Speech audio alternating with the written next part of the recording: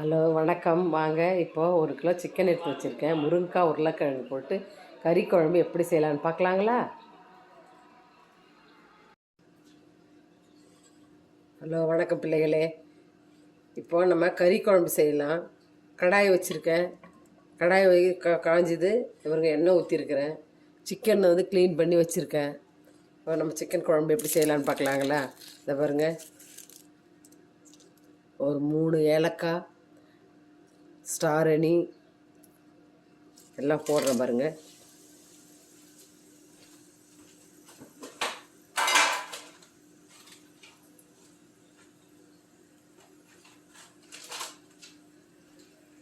பட்டை எல்லாம் போட்டு இதை பாருங்கள், நல்லா காயிட்டோம்.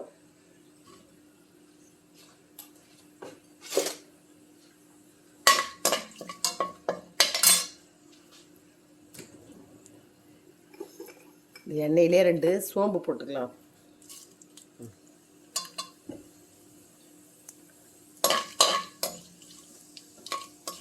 சோம்பு போட்டு நல்லா வதங்கட்டும்.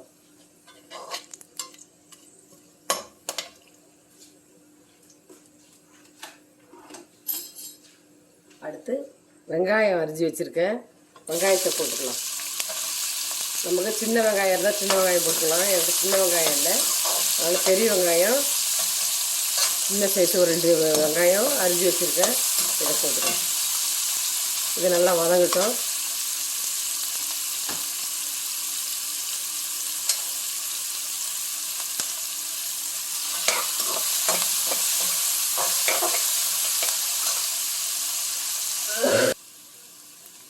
வெங்காயம் வதங்கிடுச்சு.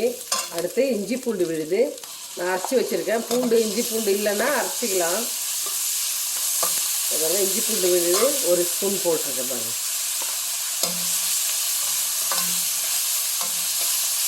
இதே நல்லா எண்ணெயில் ஸ்மெல்லு போகிற மாதிரி நல்லா வதக்கிடணும்.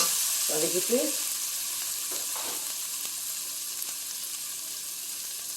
தக்காளி அரிஞ்சு வச்சுருக்கேன். 2 தக்காளி பாருங்கள்.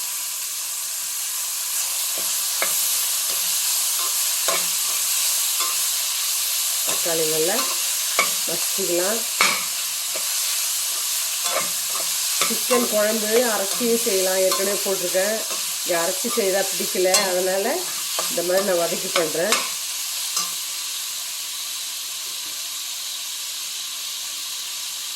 இந்த செட்டிநாடு சிக்கன் அந்த மாதிரி இருந்தால் நம்ம எல்லாத்தையும் வறுத்து அரைச்சி குழம்பு செய்யலாம், சூப்பராக இருக்கும். இது சாதாரணமாக நம்ம கறி வீட்டில் வாங்கிட்டு வந்தாங்க, டக்குன்னு அவசரத்துக்கு யாராவது வந்துட்டாங்க, கெஸ்ட்டு வந்துட்டாங்கன்னா கறியை நல்லா க்ளீன் பண்ணிவிட்டு இதை பாருங்கள், இஞ்சி பூண்டு வெங்காயம் தக்காளி வதக்கி சோம்பு போட்டு வதக்கிட்டு தக்காளியை வதக்கணும்.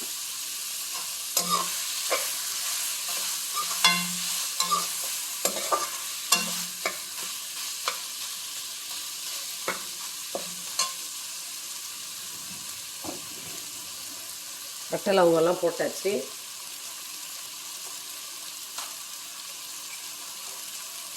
இதிலே ஒரு 1/2 ஸ்பூன் மஞ்சள்தூள் போட்டுக்கிறேன்.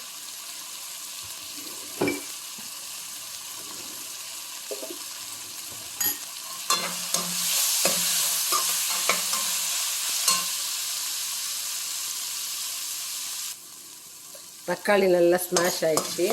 இதில் 1 ஸ்பூன் மிளகாத்தூள், காரத்துக்கேற்ப மிளகாத்தூளும் தனியாத்தூளும் போட்டுக்கலாம்.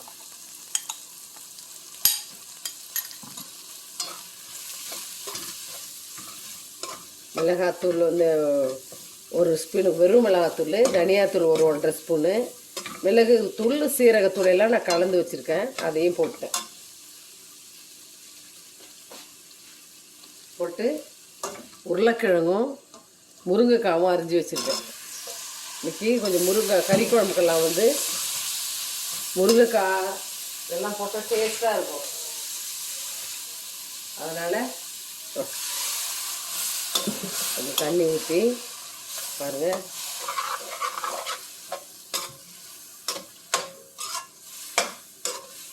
முருங்கைக்காவும் உருளைக்கிழங்கும் போட்டேன்.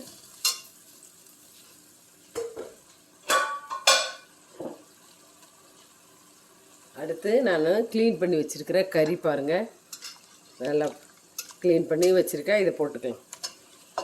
தண்ணி ஊற்றக்கூடாது.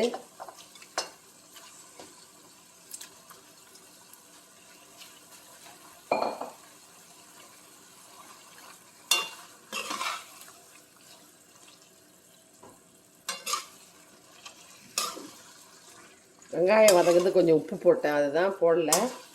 இது தண்ணி ஊற்றாத கொஞ்சம் நல்லா இந்த கொஞ்சம் வதங்கட்டும்.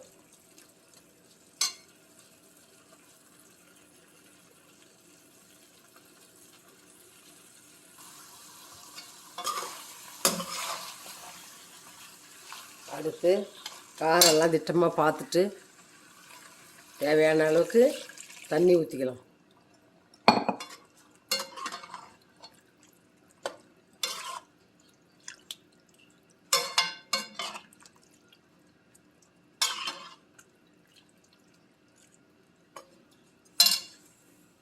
இன்னும் கொஞ்சம் வெங்காயம் வதங்கும்போது கொஞ்சம் உப்பு போட்டேன். இப்போ கொஞ்சம் உப்பு தேவையான அளவு.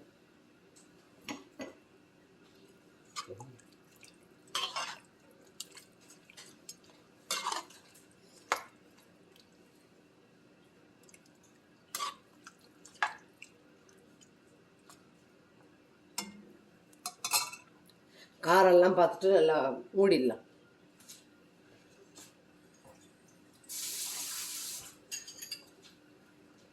நல்லா கொதிக்கிட்டோம்.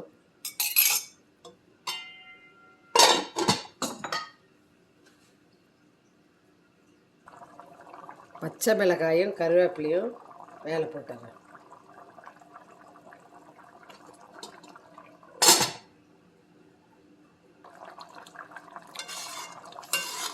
குழம்பு கொதிக்குது. காய் வந்துடுச்சான்னு பார்க்கலாம்.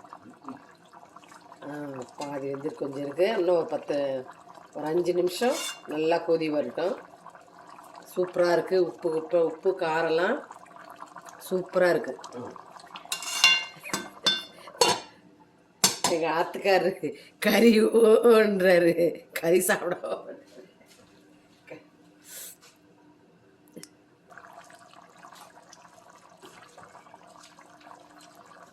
காயெல்லாம் வந்துடுச்சு. தேங்காய் அரைச்சி வச்சுருக்கேன், இதை ஊற்றிக்கலாம்.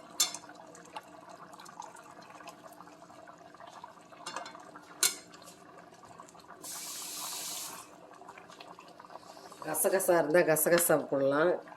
கசகசா இல்லை, வெறும் தேங்காய் தான்.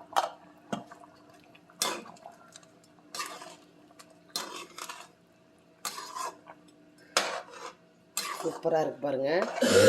உப்பு காரம் எல்லாம் பார்த்துக்கணும். நம்ம தேவைக்கேற்ப காரம், தேவைக்கேற்ப உப்பு.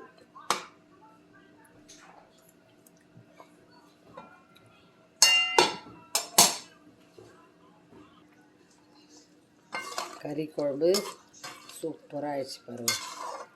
இந்த மாதிரி நீங்களும் செய்யுங்க, ஓகேங்களா? முருங்கைக்காய், கத்திரிக்காய் இந்த இதுக்கு போதும்.